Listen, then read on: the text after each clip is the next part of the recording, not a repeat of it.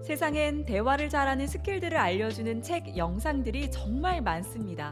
그런데 그러한 스킬들을 배웠지만 내 삶에는 왠지 적용되지 않는 느낌, 오히려 더 좌절하게 되었다면 오늘 이 영상을 주목해 주세요. 인간관계를 잘 맺고 대화를 잘하려면 반드시 두 가지가 전제되어 있어야 합니다. 두 가지는 첫 번째, 상대방의 감정이나 생각을 이해하는 능력. 두 번째, 나 자신을 알고 인정하는 것입니다. 첫 번째에 해당하는 상대방의 감정이나 생각을 이해하는 능력을 조망 수용 능력이라고 부릅니다.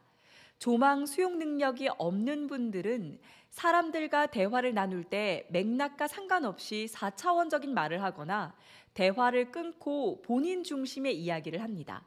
또 주변을 싸하게 하거나 당혹스럽게 만들기도 합니다. 보통 조망 수용 능력은 어릴 적부터 역할놀이나 협동 활동 등을 통해 자연스럽게 길러지지만 자라난 환경에 따라 이 능력이 길러질 수 있는 시기를 놓치기도 합니다.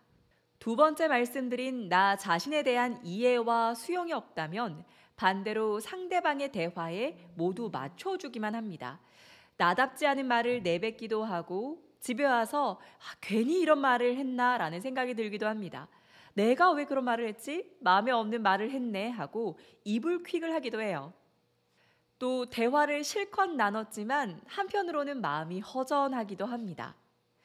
그렇다면 우리는 단순 처세술이 아니라 깊이 있는 인간관계를 맺고 대화를 통해서 삶을 풍요롭게 만들기 위해서는 조망 수용 능력을 기르고 나 자신에 대해 알고 이해하려는 노력이 필요합니다.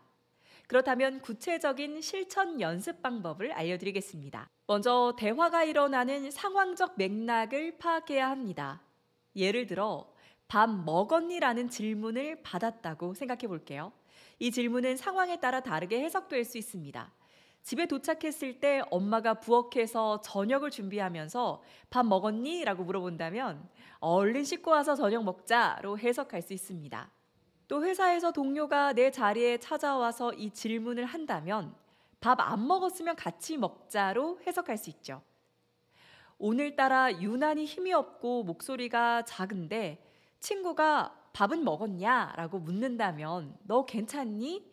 힘이 없어 보이는데? 로 해석할 수 있어요. 상황적 맥락에 대한 이해를 높이기 위해서는 사람들의 만남, 대화, 갈등, 해결 등의 이야기가 담긴 콘텐츠를 많이 접하세요. 소설이나 에세이, 드라마, 영화도 좋습니다. 이러한 콘텐츠 속 등장인물들의 대사나 행동들이 상황에 따라 어떻게 달라지고 행해지는지를 유심히 관찰하시고 분석해 보시면서 상황에 대한 이해를 높여 나가시는 게 필요합니다. 두 번째는 같은 상황도 사람에 따라 다른 관점으로 이해될 수 있다는 것을 아셔야 합니다. 우리는 같은 풍경을 보더라도 그 사람이 서 있는 위치, 과거 경험, 나이, 직업에 따라서 다르게 보이고 느껴질 수 있습니다. 같은 유튜브 영상을 보더라도 댓글을 보면 이를 받아들이는 것이 천차만별이라는 것을 알 수 있습니다. 모두 각자가 처해진 상황과 배경, 과거 경험에 따라 다르게 이해될 수 있죠. 이러한 관점의 다양성을 이해하시는 것이 필요합니다. 이를 위해서 추천해 드릴 수 있는 방법은 다양한 생각을 교류할 수 있는 모임에 참여하시는 것입니다. 독서 토론이나 스피치 동호회 등이 있어요.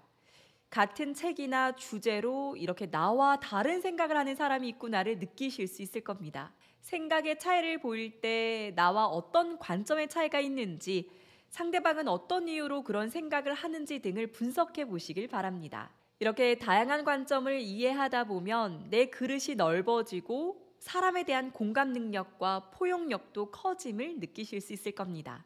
세 번째로는 대화를 나누는 상대를 분석하고 상대 입장에서 생각해 보시길 바랍니다. 만약 여러분이 매우 고가의 시계를 사러 갔다고 생각해 볼게요. 그런데 머릿속으로 이런 생각이 드는 겁니다. 이 시계를 쓰다가 좀 질리면 내다 팔아야 하는데 그때 가격이 어떻게 될까 너무 궁금한 겁니다. 그래서 대뜸 시계 판매원에게 다가가 이 시계를 리셀하면 어떻게 되는지 가격을 물어봅니다. 그 질문을 받은 판매원의 표정이 어두워지죠. 뭐가 잘못된 걸까요? 말하는 사람 입장에서 보면 자신이 궁금한 것을 물어본 것입니다. 그러나 판매원의 입장을 생각해 보세요.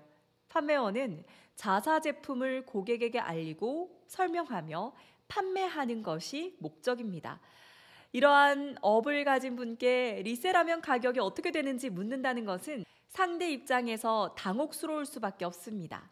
따라서 대화를 나눌 때는 상대에 대한 정보를 파악하는 것이 중요합니다.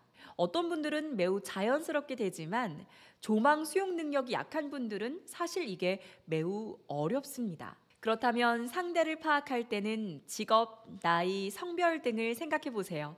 또 대화를 나누면서 상대가 어떤 것에 관심이 있는지, 필요로 하는 것은 무엇인지, 심리는 어떤지 등도 추론해 볼 수 있습니다. 만약 여러분이 사내에서 직원 교육을 한다고 생각해 볼게요. 그렇다면 듣는 청중이 중간관리자인지 신입사원인지 임원인지에 따라 니즈가 달라질 수 있습니다.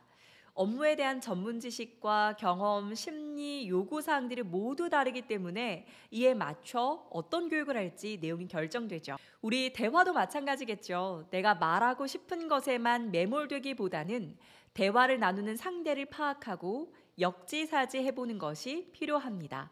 네 번째는 반대로 나에 대해 알고 나의 감정과 생각을 수용하는 것이 필요합니다. 내가 나인데 알 필요가 있어 라고 생각할 수 있어요. 하지만 의외로 우리는 나 자신의 감정, 원하는 것, 싫어하는 것, 불편한 것에 대해 모를 수가 있습니다.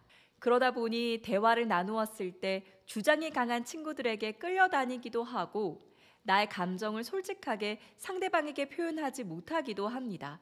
또 대화가 묘하게 기분이 나쁜데 왜 나쁜지 모르기도 하죠. 나 자신의 감정과 생각을 알기 위해서는 나 자신과의 대화가 필요합니다.